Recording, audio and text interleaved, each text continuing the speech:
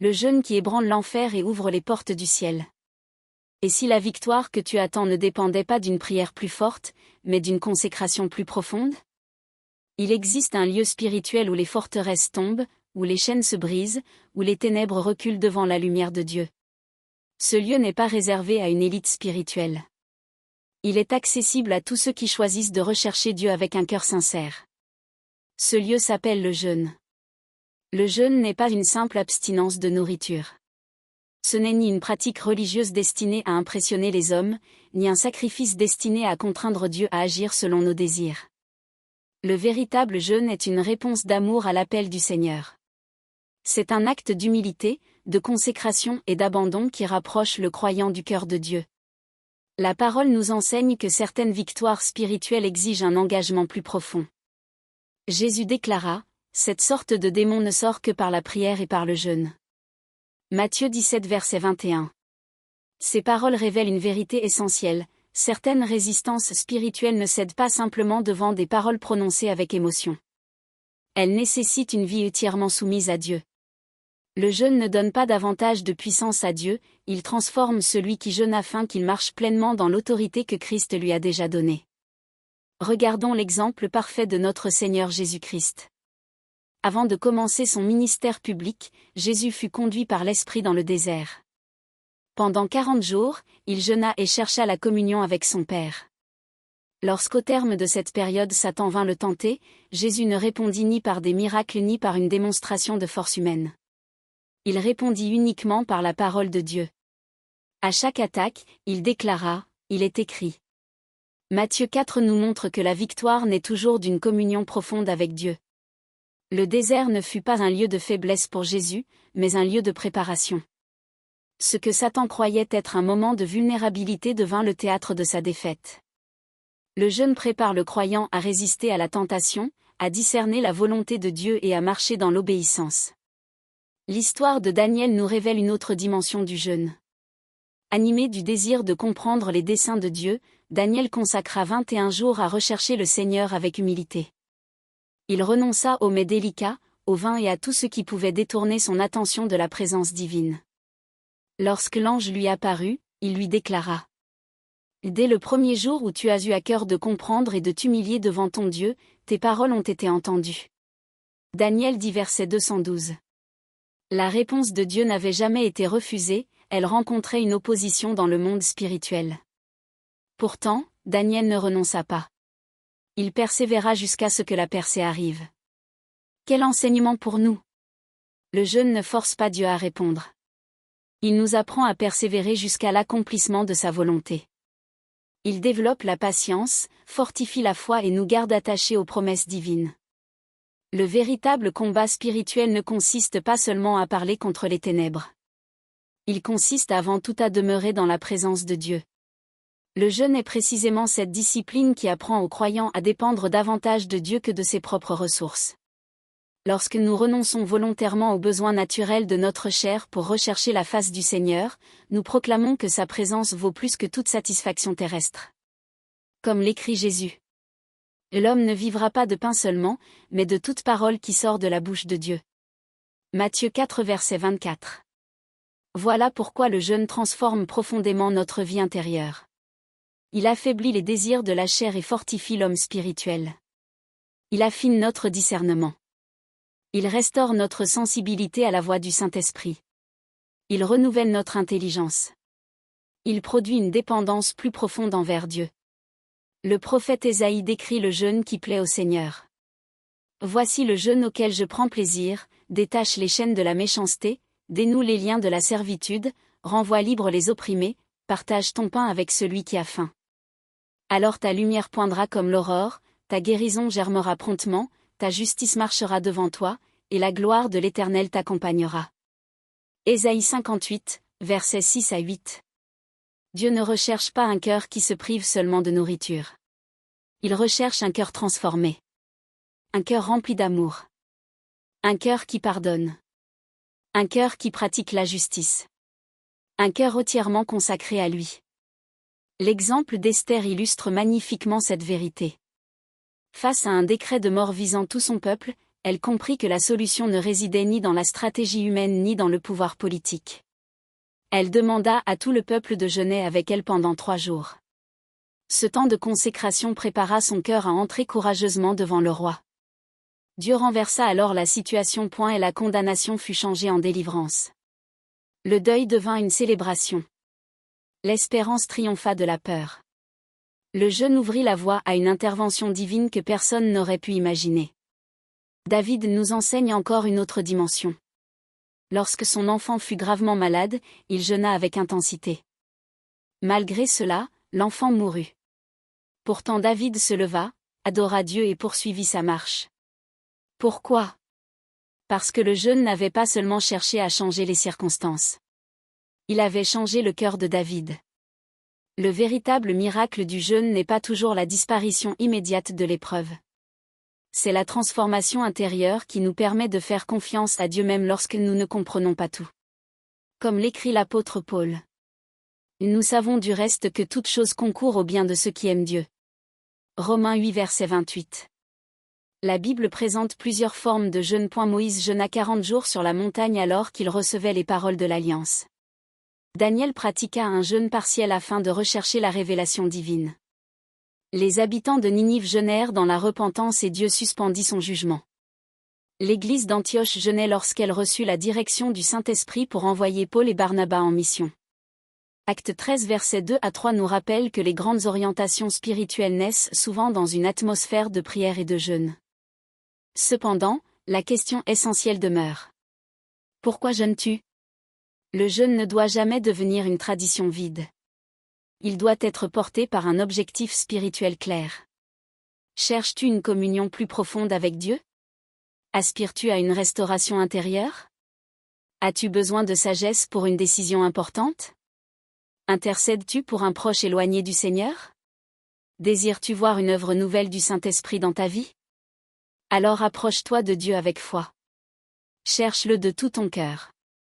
Car il promet. Vous me chercherez, et vous me trouverez, si vous me cherchez de tout votre cœur. Jérémie 29 à 13.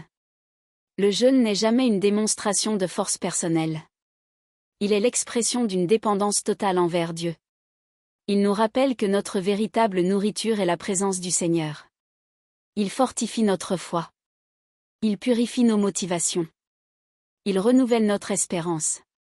Il nous apprend à marcher selon l'esprit plutôt que selon la chair. Et lorsque Dieu trouve un cœur humble, disponible et entièrement abandonné entre ses mains, il accomplit bien au-delà de ce que nous pouvons demander ou imaginer. Aujourd'hui, le Seigneur t'invite à aller plus loin. Peut-être as-tu longtemps attendu une percée. Peut-être portes-tu un fardeau qui semble ne jamais disparaître. Peut-être traverses-tu un combat silencieux que personne ne connaît. N'abandonne pas. Entre dans un temps de consécration.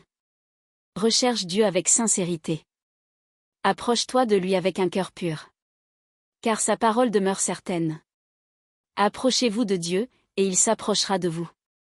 Jacques 4 verset 8. Lorsque le croyant se rapproche de Dieu, sa foi est fortifiée, son espérance est renouvelée, son caractère est transformé et la lumière de Christ rayonne à travers sa vie. Que ce temps de jeûne ne soit pas seulement un changement dans ton alimentation, mais le commencement d'une nouvelle profondeur dans ta communion avec Dieu. Car les plus grandes victoires naissent toujours dans le secret de sa présence.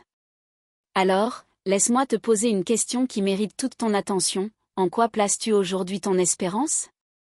Quelle promesse attends-tu de Dieu? Quelle montagne semble encore se dresser devant toi malgré tes prières?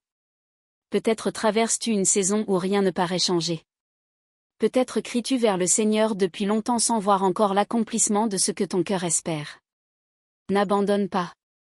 Il est parfois nécessaire d'aller plus loin dans notre consécration. Non pour convaincre Dieu d'agir, car notre Père connaît déjà nos besoins, Matthieu 6 verset 8, mais pour nous approcher davantage de lui avec un cœur entièrement soumis à sa volonté. Lorsque l'enfant de Dieu choisit volontairement de renoncer à ses désirs naturels afin de rechercher la présence du Seigneur, il proclame silencieusement, non pas ma volonté, mais la tienne. Luc 22 verset 42. À cet instant, le jeûne cesse d'être un simple exercice de discipline. Il devient un acte d'adoration, une expression profonde de dépendance envers Dieu et une déclaration que Christ est plus précieux que tout ce que ce monde peut offrir. La chair est souvent le lieu où se manifestent nos convoitises, nos impatiences et nos faiblesses. C'est pourquoi l'Écriture nous exhorte à marcher selon l'Esprit afin de ne pas accomplir les désirs de la chair. Galates 5 verset 16. Lorsque nous jeûnons dans un esprit d'humilité, nous apprenons à soumettre nos désirs à l'autorité de Dieu. Nous ne nourrissons plus prioritairement nos appétits naturels, nous recherchons avant tout la nourriture spirituelle qui vient de la présence du Seigneur. Voilà pourquoi Jacques écrit. Soumettez-vous donc à Dieu, résistez au diable, et il fuira loin de vous. Jacques 4 verset 7. Remarque bien l'ordre établi par l'Esprit de Dieu. La victoire commence par la soumission. Ce n'est qu'après s'être placé sous l'autorité du Seigneur que le croyant peut résister avec assurance aux attaques de l'ennemi. Le jeûne nourrit précisément cette attitude de dépendance et d'obéissance. Au fil des Écritures, nous découvrons que Dieu répond souvent de manière particulière à ceux qui le recherchent avec sincérité. Corneille était un homme pieux, persévérant dans la prière. Alors qu'il recherchait Dieu, le Seigneur envoya un ange lui annoncer que ses prières et ses actes de générosité étaient montés devant lui comme un mémorial. Peu après, toute sa maison reçut le salut et fut remplie du Saint-Esprit. Actes 10 versets 1 à 48. Quel encouragement pour chacun de nous! Dieu n'ignore jamais un cœur qui le cherche avec humilité. Le jeûne affine également notre discernement spirituel. Lorsque les distractions diminuent et que notre attention se tourne vers Dieu, notre esprit devient plus sensible à la direction du Saint-Esprit. La voix du Seigneur devient plus claire. Sa parole prend une profondeur nouvelle. La sagesse remplace la confusion. Comme le déclare le psalmiste. Ta parole est une lampe à mes pieds et une lumière sur mon sentier. Psaume 119 verset 105. C'est dans cette communion profonde que Dieu éclaire souvent les décisions importantes, fortifie la foi et renouvelle l'espérance. Tout au long de l'histoire biblique, les temps de consécration ont précédé de grandes interventions divines. Moïse demeura 40 jours dans la présence de Dieu avant de recevoir les tables de l'Alliance. Exode 34 verset 28. Daniel persévéra dans le jeûne avant de recevoir une révélation concernant les temps à venir. Daniel 10 versets 12 à 14. L'église d'Antioche jeûnait lorsque le Saint-Esprit mit à part Paul et Barnabas pour l'œuvre missionnaire. Actes 13 versets 2 et 3. Le jeûne ne crée pas la puissance de Dieu. Il prépare simplement notre cœur à recevoir ce que Dieu désire déjà accomplir. Peut-être luttes-tu contre une habitude qui revient sans cesse. Peut-être portes-tu une blessure intérieure. Peut-être fais-tu face au découragement, à la peur ou à une tentation persistante. Ne combats pas uniquement avec tes propres forces. Recherche davantage la présence de Dieu. Expose-lui ton cœur. Laisse le Saint-Esprit renouveler ton intelligence. Car, là où est l'Esprit du Seigneur, là est la liberté. 2 Corinthiens 3 verset 17. Souviens-toi également de cette vérité, le jeûne n'a jamais été destiné à attirer les regards des hommes. Jésus nous avertit. Quand tu jeûnes, parfume ta tête et lave ton visage, afin de ne pas montrer aux hommes que tu jeûnes, mais à ton Père qui est dans le secret, et ton Père, qui voit dans le secret, te le rendra. Matthieu 6 versets 17 et 18. Le Père honore toujours la consécration sincère. Enfin, n'oublie jamais que le plus grand miracle produit par le jeûne n'est pas seulement le changement de nos circonstances. Le plus grand miracle est la transformation de notre cœur. Lorsque notre volonté s'aligne sur celle de Dieu, notre foi devient plus solide, notre paix plus profonde et notre espérance plus ferme. Alors, si le Seigneur t'appelle aujourd'hui à entrer dans un temps de jeûne, réponds avec confiance. Ne le fais ni par tradition, ni par peur, ni pour mériter une faveur divine. Fais-le parce que tu désires connaître davantage celui qui t'a aimé le premier. Approche-toi du Seigneur avec foi. Persévère dans la prière. Demeure attaché à sa parole. Et sois assuré de cette promesse. Ceux qui se confient en l'Éternel renouvellent leur force, ils prennent le vol comme les aigles, ils courent et ne se lassent point, ils marchent et ne se fatiguent point. Ésaïe 40 verset 31. Que ton jeûne ne soit jamais une simple privation, mais une rencontre avec Dieu. Car c'est dans le secret de sa présence que naissent les plus grandes victoires, que les cœurs sont transformés et que la gloire de Christ se manifeste. La foi véritable ne demeure jamais immobile. Elle agit. Elle persévère.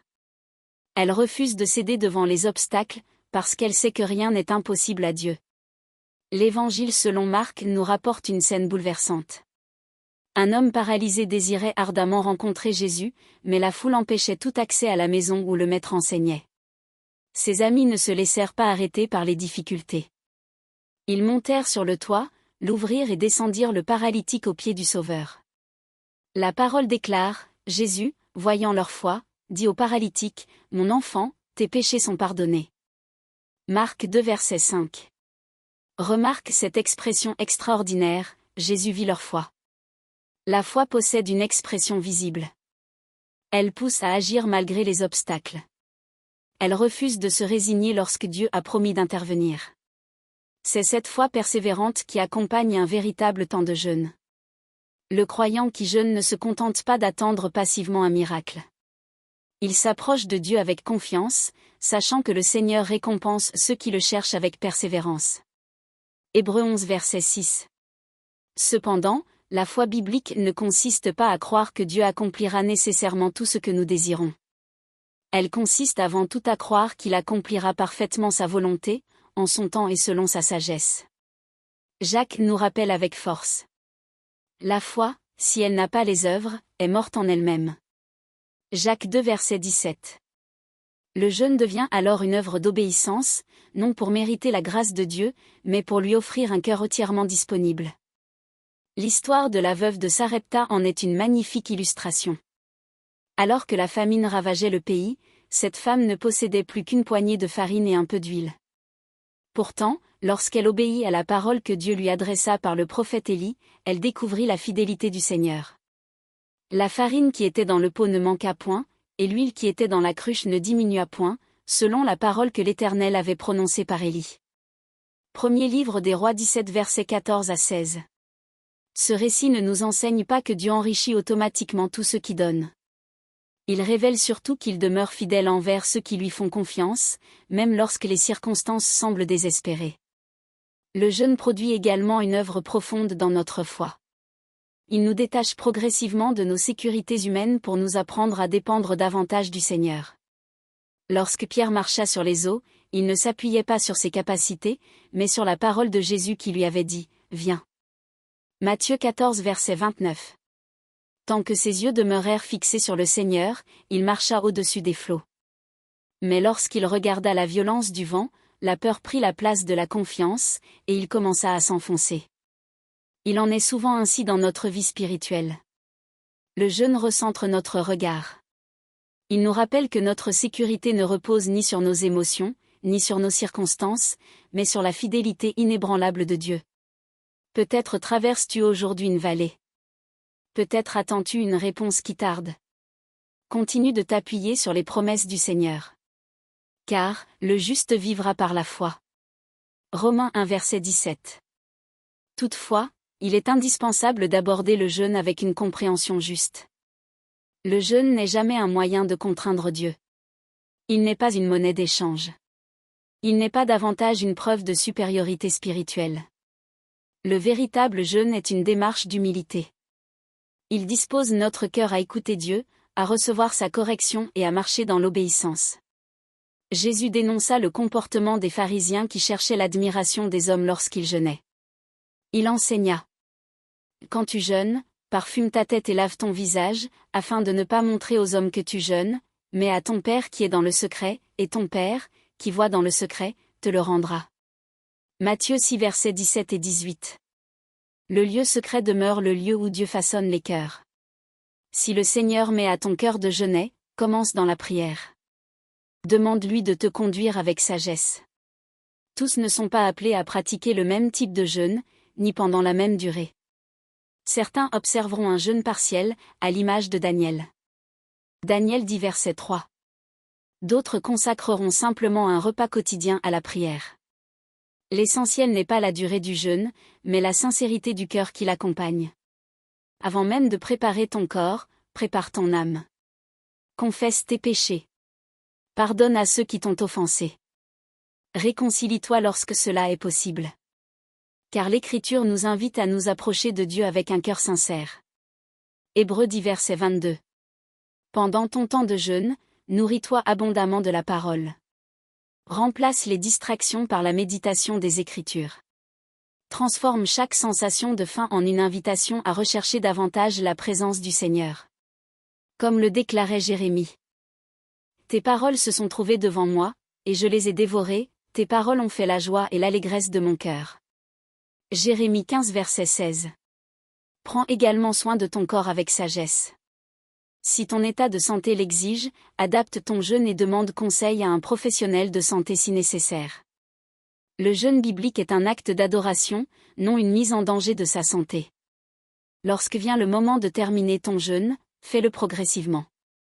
Remercie Dieu pour son œuvre, qu'elle soit déjà visible ou encore en cours d'accomplissement. Car la reconnaissance ouvre toujours davantage notre cœur à sa grâce. Enfin, souviens-toi que le combat spirituel ne s'arrête pas à la fin du jeûne. Après 40 jours dans le désert, Jésus fut tenté par le diable, mais il demeura ferme en s'appuyant sur la parole de Dieu. Matthieu 4 versets 1 à 11. Il en est de même pour nous. Le jeûne prépare la victoire, mais c'est une vie quotidienne d'obéissance qui la préserve. Revêt chaque jour toute l'armure de Dieu afin de pouvoir tenir ferme contre les ruses du diable. Éphésiens 6 versets 10 à 18. Et surtout, garde-toi de toute recherche de gloire personnelle. Ne fais jamais du nombre de tes jours de jeûne un sujet d'orgueil. Que tout demeure entre toi et ton Père céleste. Car ce qui est accompli dans le secret reçoit toujours l'approbation de celui qui voit les profondeurs du cœur. Que ton jeûne soit avant tout une rencontre avec Dieu. Que ta prière soit l'expression de ton amour. Que ta foi demeure enracinée dans sa parole. Et tu découvriras que la plus grande récompense n'est pas seulement la réponse que tu attends, mais la présence de celui qui t'appelle à marcher chaque jour plus près de lui. Peut-être te demandes-tu, et si mon état de santé ne me permet pas de pratiquer un jeûne alimentaire ? Sache que Dieu regarde avant tout le cœur. Le principe du jeûne n'est pas uniquement de renoncer à la nourriture, mais de mettre volontairement de côté ce qui occupe une place excessive dans notre vie afin de consacrer davantage de temps à la présence de Dieu. Pour certains, cela pourra être un jeûne des réseaux sociaux. Pour d'autres, de la télévision, des divertissements ou de toute habitude qui détourne l'attention du Seigneur. L'objectif demeure le même, apprendre à chercher Dieu avec un cœur plus disponible. Comme l'écrit l'apôtre Paul. Examinez toutes choses, retenez ce qui est bon. Première lettre aux Thessaloniciens 5 verset 21. Pendant ce temps de consécration, prends aussi l'habitude d'écrire ce que Dieu dépose dans ton cœur. Tiens un journal spirituel. Note les passages bibliques qui t'interpellent, les prières que le Seigneur exauce, les convictions qu'il fait naître et les directions qu'il t'accorde. Habacuc reçut cette instruction. Écris la vision, grave-la sur des tables, afin qu'on la lise couramment. Habacuc 2 verset 2. Avec le temps, tu découvriras combien Dieu te conduisait déjà, même lorsque tu ne percevais pas encore son œuvre. Entre donc dans ce temps de jeûne avec confiance. Non avec la peur de ne pas être à la hauteur. Non avec l'idée de mériter la faveur de Dieu. Mais avec la joie de rencontrer ton Père céleste. Jésus a déclaré. Je suis le pain de vie, celui qui vient à moi n'aura jamais faim. Jean 6 verset 35. Le véritable jeûne nous conduit toujours vers cette réalité, nous découvrons que rien ne nourrit davantage notre âme que la présence de Jésus-Christ. Peut-être as-tu entendu de nombreux témoignages de vie transformée. Des personnes délivrées de certaines dépendances. Des familles réconciliées. Des croyants renouvelés dans leur foi. Dieu agit encore aujourd'hui, car il est le même hier, aujourd'hui et éternellement. Hébreux 13 verset 8. Toutefois, notre confiance ne repose pas d'abord sur les témoignages des hommes. Elle repose sur la fidélité de Dieu révélée dans sa parole. Souviens-toi de la femme atteinte d'une perte de sang. Depuis 12 années, elle souffrait sans trouver de solution. Mais elle s'approcha de Jésus avec foi. Elle disait en elle-même. Si je puis seulement toucher son vêtement, je serai guérie. Matthieu 9 versets 20 à 22. Sa foi la conduisit jusqu'au Sauveur, et Jésus lui déclara. Prends courage, ma fille, ta foi t'a guérie. De même, Bartimée refusa de laisser la foule étouffer son espérance. Plus les autres cherchaient à le faire taire, plus il criait. Jésus, fils de David, aie pitié de moi. Marc 10 versets 46 à 52. Sa persévérance fut récompensée. Lorsqu'il se trouva devant Jésus, le Seigneur lui demanda. Que veux-tu que je fasse pour toi? Cette question résonne encore aujourd'hui dans le cœur de tous ceux qui s'approchent du Seigneur avec foi. Expose-lui ton besoin. Présente-lui ton fardeau. Confie-lui tes inquiétudes. Car il t'invite lui-même. Déchargez-vous sur lui de tous vos soucis, car lui-même prend soin de vous. Première lettre de Pierre 5 verset 7. Peut-être luttes-tu contre une faiblesse qui revient sans cesse. Peut-être portes-tu une souffrance profonde.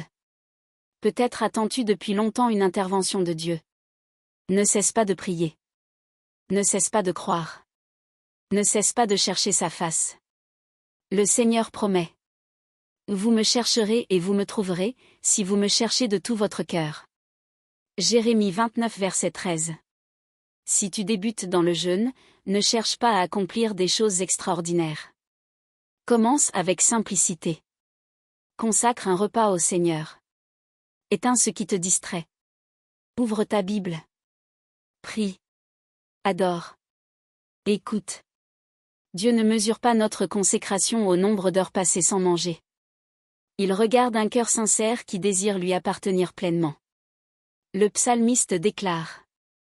Les sacrifices qui sont agréables à Dieu, c'est un esprit brisé, ô Dieu, tu ne dédaignes pas un cœur brisé et contrit. Psaume 51 verset 17. Lorsque nous faisons un simple pas de foi, Dieu est capable d'accomplir une œuvre bien plus grande que nous ne l'imaginons. Souviens-toi de la pauvre veuve qui déposa seulement 2 petites pièces dans le tronc du temple. Aux yeux des hommes, son offrande paraissait insignifiante. Mais Jésus déclara qu'elle avait donné plus que tous les autres, parce qu'elle avait offert tout ce qu'elle possédait. Marc 12 versets 41 à 44.